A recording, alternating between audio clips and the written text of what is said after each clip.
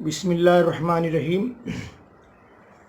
تقریباً 8 دن کے بعد رمضان شریف شروع ہو جائیں گے، اور میں اس وقت جو اپیل کرنا چاہتا ہوں، درخواست کرنا چاہتا ہوں، وہ تراویح کے سلسلے میں ہے۔ جس طریقے سے مختلف جگہوں پر لوگوں نے چوری چھپے نماز پڑھنے کی کوشش کی، خاص طور سے جمعے کی نماز پڑھنے کی کوشش کی، یا کوئی پانچ وقتہ نماز میں سے کوئی نماز پڑھنے کی کوشش کی، اور اس کے بعد جو ویڈیو سامنے آئے ہیں وہ بہت تکلیف دہ ہیں، جس سے تمام پوری قوم کی بدنامی ہوئی ہے، مسلمانوں کی بدنامی ہوئی ہے۔ مجھے ڈر ہے کہ آنے والے رمضان میں لوگ چوری چھپے اپنے گھر میں یا مسجد میں کسی حافظ کا انتظام کر کے اور نماز پڑھنے کی، تراویح پڑھنے کی کوشش کریں گے۔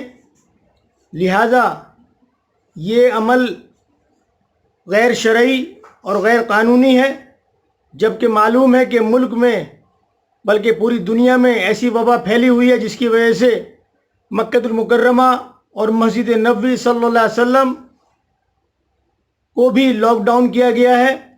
وہاں پر بھی بہت ہی مختصر سے لوگ طواف اور نماز پڑھ رہے ہیں، اس کے علاوہ تمام مساجد کمپلیٹلی بند ہیں۔ تو اس کے بعد اگر کوئی شخص یہ حرکت کرتا ہے تو میں سمجھتا ہوں کہ وہ شاید اس دنیا کا باشندہ ہی نہیں ہے۔ آپ کی اس معمولی سی حرکت سے، اس چھوٹی سی حرکت سے پورے ملک میں مسلمانوں کی بدنامی اور رسوائی کا سبب بن سکتی ہے۔ لہٰذا آنے والے رمضان میں تراویح آپ جس طریقے سے 5 وقت کی نمازیں آپ اپنے گھر میں پڑھ رہے ہیں اور جمعے کی جگہ ظہر پڑھ رہے ہیں، اسی طریقے سے آپ فرداً یا 1-2 لوگ ہو کے آپ تراویح کا اہتمام کریں، تراویح پڑھیں۔ اگر آپ کے گھر میں کوئی حافظ ہے الحمدللہ، اور اگر حافظ نہیں ہے تو جس کو بھی جو قرآن آتا ہے اس میں سے وہ پڑھے اور اپنے حساب سے وہ تراویح کی نماز ادا کرے۔